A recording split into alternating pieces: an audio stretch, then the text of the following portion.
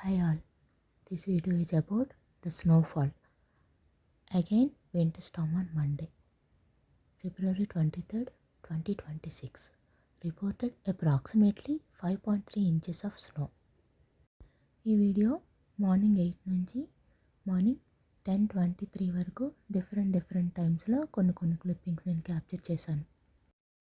Tree branches మీద snow stick అవడానికి main reason ఏంటంటే స్నో ఫ్లేక్స్ యొక్క స్ట్రక్చర్. స్నో ఫ్లేక్స్ స్టార్ షేప్లో ఉండి చివరికి మొనతేలి ఉంటాయి. వీటి షేప్ వల్ల అవి ఒకదానితో ఒకటి హుక్స్ లాగా చిక్కుకుంటూ ఉంటాయి. చెట్లు కొమ్మలు గరుకుగా ఉండడం వల్ల ఈ మంచు ముక్కలు కొమ్మలకు సులభంగా అతుక్కుపోతాయి. స్నో పడేటప్పుడు గాలిలో తేమ ఎక్కువగా ఉన్నప్పుడు ఉష్ణోగ్రత గడ్డ కట్టేస్తాయి. అంటే 0 degreesకి కొంచెం అటు ఇటుగా ఉన్నప్పుడు స్నో ఫ్లేక్స్ స్టిక్కీగా ఉంటాయి. దీన్ని వెట్ స్నో అంటారు. ఈ వెట్నెస్ వల్ల మంచు ముక్కలు కొమ్మలకు గట్టిగా అతుక్కొని పొరలుగా పేరుకుపోతాయి. గాలి బలంగా వీచినప్పుడు కొమ్మలపై ఉన్న మంచు కింద పడుతుంది, కానీ గాలి తక్కువగా ఉన్నప్పుడు కాన్స్టెంట్గా బ్రాంచెస్ మీద అలాగే ఉండిపోతుంది. వెడల్పుగా ఉండే ఆకులు లేదా కొమ్మలు మంచు ముక్కలను ఎక్కువసేపు పట్టుకొని ఉంటాయి. కొమ్మలపైన ఉండే బెరడు మంచు జారిపోకుండా ఆపుతుంది.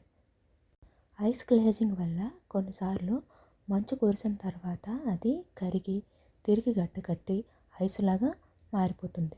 ఇది కొమ్మల చుట్టూ ఒక బరువైన పొరలా ఏర్పడి కొమ్మలను వీక్గా అయ్యేలా చేస్తుంది. పైన్ వంటి చెట్లు వంగే గుణాన్ని కలిగి ఉంటాయి కాబట్టి అవి త్వరగా విరగవు. లేదు అంటే ఈ స్నో యొక్క వెయిట్కి కొన్ని చెట్లు బ్రాంచెస్ విరిగి పడిపోయే ప్రమాదం ఉంది. కానీ గట్టిగా ఉండే ఓక్ వంటి చెట్ల కొమ్మలు బరువుకు త్వరగా విరిగిపోయే అవకాశం ఉంటుంది. జనరల్గా స్నో ఏంటంటే చూడటానికి చాలా అందంగా తేలికగా కనిపిస్తుంది. చూడటానికి ఇది లైట్ వెయిట్ లాగా కనిపిస్తుంది, కానీ అది పేరుకుపోయే కొద్దీ చెట్లపైన విపరీతమైన భారాన్ని పెంచుతుంది.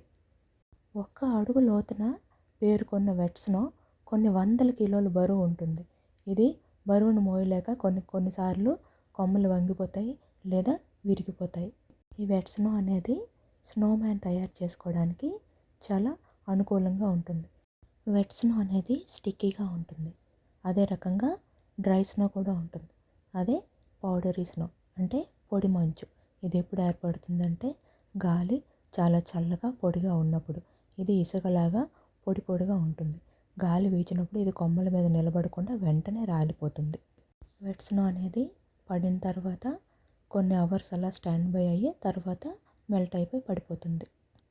స్నోఫాల్ స్టార్ట్ అయిన తర్వాత 1 లేయర్ స్నో ఫామ్ అయిన తర్వాత ఆ స్నో కొంచెం మెల్ట్ అవ్వడం స్టార్ట్ అయినప్పుడు బ్రాంచెస్ యొక్క ఉపరితలానికి మరియు స్నోకి మధ్య ఒక సన్నని వాటర్ లేయర్ ఏర్పడుతుంది. ఇది స్టిక్కీగా పనిచేసి మంచుని కొమ్మకు గట్టుగా అతుక్కునేలాగా చేస్తుంది. మంచు అణువులు చెట్టు బెరడుకి అతుక్కుని ఉంటాయి. ఒక మంచు ముక్క మరొక మంచు ముక్కకు అతుక్కొని ఒక పెద్ద పొరలాగా మారుతుంది. బార్క్ టెక్స్చర్ ఉన్న చెట్ల యొక్క బ్రాంచెస్ మంచు ముక్కలు జారిపోకుండా యాంకర్స్ లాగా పనిచేస్తాయి. మంచు కురిసే ప్రాంతాల్లో ఉండే చెట్లు ఈ వెయిట్ని తట్టుకోవడానికి కొన్ని ప్రత్యేక లక్షణాలను కలిగి ఉంటాయి. అంటే వాటి షేప్స్ అన్నమాట. కోనికల్ షేప్, ఫ్లెక్సిబిలిటీ, ఇంకా సూది వంటి ఆకులు కలిగి ఉంటాయి. ఫర్ వంటి చెట్లు కోనికల్ షేప్ కలిగి ఉంటాయి. వీటి వల్ల మంచు కొమ్మల మీద నిలవకుండా కిందకి జారిపోతుంది. ఫ్లెక్సిబిలిటీ ఉన్నవి ఈ చెట్ల కొమ్మలు విరగకుండా కిందకి వంగి మంచుని వదిలించుకుంటాయి. మంచు కరగడానికి తిరిగి యథాస్థానానికి చేరుకుంటాయి. మంచు మెల్ట్ అయిన తర్వాత మళ్ళీ అవి యాజ్ ఇట్ ఈస్గా అయిపోతాయి. వంగిపోయి ఉన్న బ్రాంచెస్ అన్నీ మళ్ళీ స్ట్రైట్గా అయిపోతాయి. సూదిలా ఉండే ఆకులు తక్కువ ఉపరితల వైశాల్యాన్ని కలిగి ఉంటాయి కాబట్టి వాటిపైన మంచు తక్కువగా పేరుకుంటుంది. టెంపరేచరు పెరగనంత వరకు ఈ స్నో బ్రాంచెస్ పైన అలాగే ఉండిపోతుంది. కొన్నిసార్లు వారాల తరబడి అలాగే ఉంటుంది. నెలల తరబడి కూడా ఉంటుంది. ఎండ రాగానే మంచు మెల్ట్ అయిపోవడం స్టార్ట్ అయ్యి కొన్ని గంటల్లో అలా రాలిపోతుంది. గాలి అసలు లేకపోతే మంచు కొమ్మలపై ఎక్కువ కాలం అలా స్థిరంగా ఉంటుంది. బలమైన గాలులు వచ్చినప్పుడు మంచు బరువుకు కొమ్మలు ఊగుతాయి. దానివల్ల మంచు వెంటనే కింద పడిపోతుంది. వెట్ స్నో జిగటుగా ఉంటుంది కాబట్టి కొన్ని కొమ్మలకు గట్టిగా అతుక్కొని ఎక్కువ టైం అలా ఉంటుంది. ఇది గడ్డ కట్టి ఐస్గా మారితే అది కరిగే వరకు కొమ్మలపై ఉంటుంది. డ్రై స్నో తేలికగా ఉంటుంది కాబట్టి చిన్న గాలి వీచిన ఓ చిన్న పక్షి వచ్చి వాళ్ళ అది వెంటనే రాలిపోతుంది. పైన్ అండ్ ఫర్ ఇవి ఎవర్గ్రీన్ ట్రీస్. ఈ చెట్లు మంచుని వారాల తరబడి మోయడానికి అలవాటు పడి ఉంటాయి. వాటి కొమ్మలు వంగి మంచు యొక్క వెయిట్ని బేర్ చేస్తాయి. ఇంకో రకం డెసిడియస్ ట్రీస్. వీటికి ఆకులు లేనప్పుడు మంచు తక్కువగా పేరుకుంటుంది కాబట్టి ఎక్కువ కాలం భరించగలవు. కానీ ఆకులు ఉన్నప్పుడు మంచు పడితే బరువు ఎక్కువై కొన్ని గంటల్లోనే వాటి కొమ్మలు విరిగిపోయే ప్రమాదం ఉంది.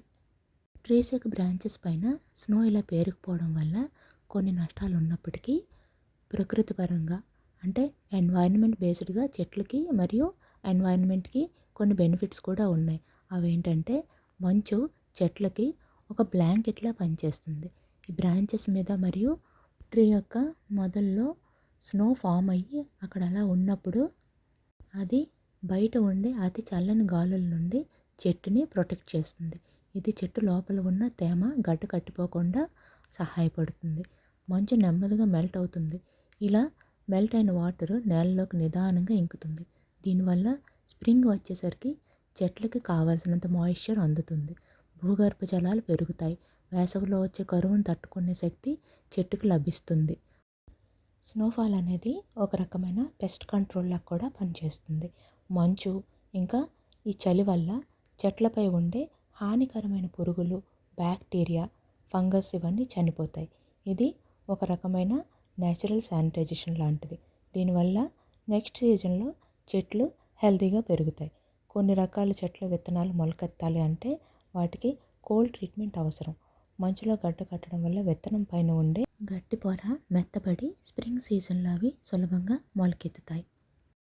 During the snowfall atmosphere and surroundings అంతా చాలా సైలెంట్గా ఉంటాయి. దీనికి కారణం ఏంటి అంటే స్నో అనేది సౌండ్ వేవ్స్ని అబ్సార్బ్ చేసుకుంటుంది.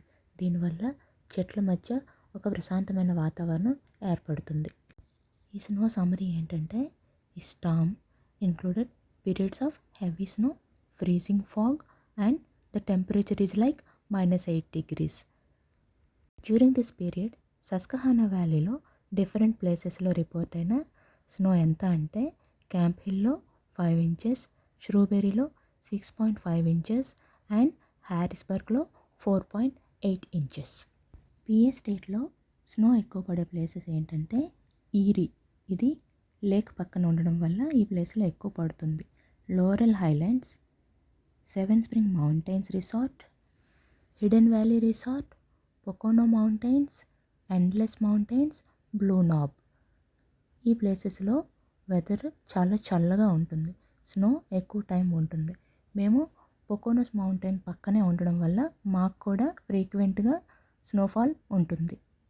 యుఎస్లో అత్యంత మంచు కురిసే ప్లేసెస్లో లేక్ ఈరీ అనేది ఒకటి. ఇక్కడ సంవత్సరానికి సగటున సుమారుగా 100 to 104 inches వరకు పడుతుంది.